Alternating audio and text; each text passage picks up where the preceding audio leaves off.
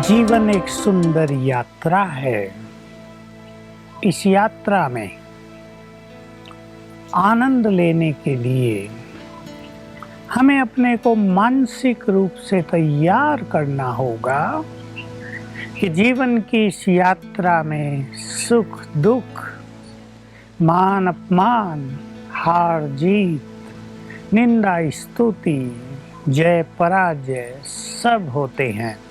मौसम भी बदलते हैं, कभी उससे बहुत ज़्यादा गर्मी सहन करनी पड़ती है, तो कभी नॉर्मल गर्मी, नॉर्मल सर्दी, तो कभी बहुत सर्दी, कभी तूफानी बरसात, कभी जीत हो जाती है, कभी हार होती है। दो टीम खेलती हैं, एक बहुत पावरफुल टीम भी कभी कभी हार जाती है और एक सिंपल टीम भी कभी कभी जीत के शिखर पर पहुंच जाती है।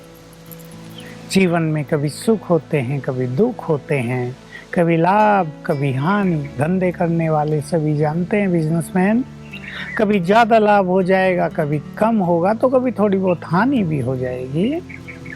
हमें इन सब चीज़ों को स्वीकार कर लेना चाहिए। चार लोग आपकी महिमा करेंगे तो चार लोग ऐसे भी होंगे जो निंदा करते रहेंगे कि ये क्या किया, ऐसा तो हम भी कर सकते हैं, इसमें तो ये कमजोरी है, इसमें तो वो कमजोरी है।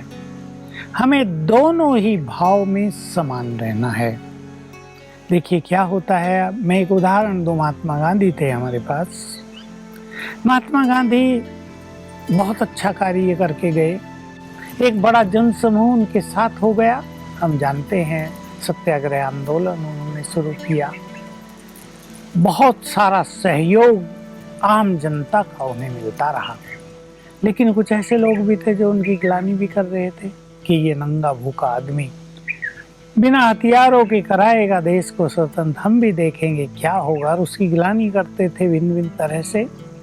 स्वामी विवेकानंद भी हुए, स्वामी दयानंद हुए। लोगों ने उनकी बहुत महिमा भी की, लेकिन उनके अपने ही लोग निंदा का जहर भी उन पर उगलते थे। तो ये सब चीजें मनुष्य के जीवन में आती हैं। बस हमें ये सोचना है कि जितना सुख हम महिमा सुनकर लेते हैं, उसे आधा सुख भी हम ग्लानि सुनकर भी लेने लगे। आप कहेंगे ग्लानि सुनकर वाला कोई सुख मिलता है, लेकिन एक चीज तो हो सकती है कि हम अपने सुख को ग्लानि सुनकर नष्ट नहीं होने देंगे। ये तो हमारे हाथ में हो सकता है, और ये तभी होगा जब हम अपने को बहुत सरल चित्त करेंगे, जब हम इन चीज़ों को स्वीकार कर लेंगे। और मान लो हमने एक बड़ा काम किया, हमारी बहुत प्रशंसा हुई, अभी बहुत प्रशंसा हुई तो हम फूले नहीं समा रहे हैं, हमें कहीं कहीं ईगो भी आ गया, यानी हमने उस महिमा को स्वीकार कर लिया। अब यदि चार लोग हमारी गिलानी करेंगे तो हमसे वो गिलानी सहन नहीं होगी, अब लड़ बैठेंगे उनसे। लेकिन जो व्यक्ति मान सम्मान को, स्तुति महिमा को सुनते हुए भी स्वीकार नहीं करता, माना अपने अंदर उसको नहीं ले जाता, प्रभु अर्पण कर देता है, तो निंदा के कड़वे बोल सुनकर भी वो विचलित नहीं होगा। तो हम ये मन भी बना लें कि आज महिमा हो रही है या 10 लोग महिमा कर रहे हैं तो 2 लोग ग्लानि करने वाले भी निकल ही जाएंगे अवश्य। ये इस संसार के खेल का नियम ही है, इसलिए हम उसमें बहुत विचलित ना हो जाएं, अपने को बहुत स्ट्रॉन्ग करें। बल्कि हमें सोचना ये चाहिए कि जब हमारी कोई निंदा करता है तो उससे हम कुछ सीख लें।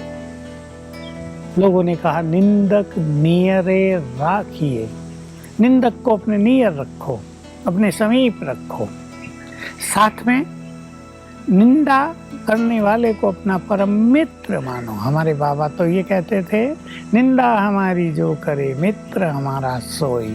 तो निंदा करने वाले तो मिलेंगे अवश्य, लेकिन हमें अगर उनको अपना मित्र समझ लेना है, और क्यों समझ लेना है, क्योंकि हम ऐसा सोच लें कि वो हमें हमारी कमजोरियों का स्मरण दिलाकर हमें कमजोरियों से मुक्त परफेक्ट करना चाहते हैं, तो वो भी एक तरह से हमारे बहुत अच्छे मित्र हैं, हमारे गहरे शुभचिंतक हैं।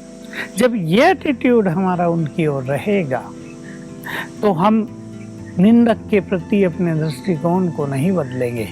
हम ये नहीं सोचेंगे ये हमारा शत्रु है, 10 लोग तो महिमा कर रहे हैं, लेकिन यही व्यक्ति हमारी ग्लानि करता है, लोग क्या कहेंगे। लेकिन लोगों के बारे में भी हम जान ले कि अगर 10 लोग आपकी महिमा कर रहे हैं और 2 लोग आपकी निंदा कर रहे हैं, तो निंदा उन 2 लोगों की भी होगी।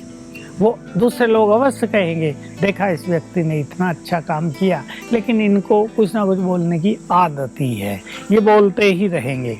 इसलिए बोलने वालों का काम है बोलते रहना, और हमारा काम है अपनी मनोस्थिति को श्रेष्ठ रखना, एक रस बनाए रखना। ऐसे ही हार हो जाए कभी, जैसे मैंने कहा 2 टीम खेलती हैं, एक जीतती है एक हारती है, कभी कभी बिल्कुल उल्टा खेल बन जाता है कि अच्छा खिलाड़ी 0 पे आउट हो जाता है और हल्के खिलाड़ी 50-50 रन बना देते हैं। इसमें मनुष्य को निराश नहीं होना चाहिए, और जो व्यक्ति हार कर भी हार नहीं मानता, सचमुच वो उसकी हार उसके लिए वरदान बन जाती है। हार उसके मनोबल को तोड़ने वाली नहीं बनती, बल्कि हार उसके गले में सदा ही विजय का हार डालने वाली बन जाती है। तो हम जीत में जितना सुख लेते हैं, हार में भी उतना ही सुख लेने लगें। जीत का जितना आनंद मनाते हैं, हार कर भी हम खुशियाँ ही मनाएं कि हमने कुछ अनुभव तो पाया। चलो कुछ भी हो गया हो, हमने अनुभव पाया है, हम आगे बढ़ेंगे, अपनी गलतियों से हम कुछ सीख लेंगे, और जो मनुष्य अपनी गलतियों से कुछ सीख लेता है वो सचमुच आगे बढ़ता रहता है। तो आइए गहराई से चिंतन करें। मुझे मान अपमान हार जीत में समान रहना है।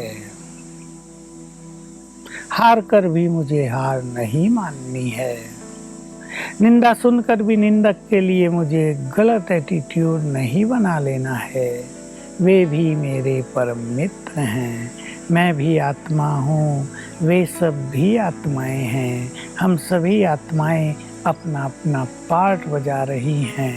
निंदा सुनकर मुझे अपने श्रेष्ठ कार्यों को छोड़ नहीं देना है।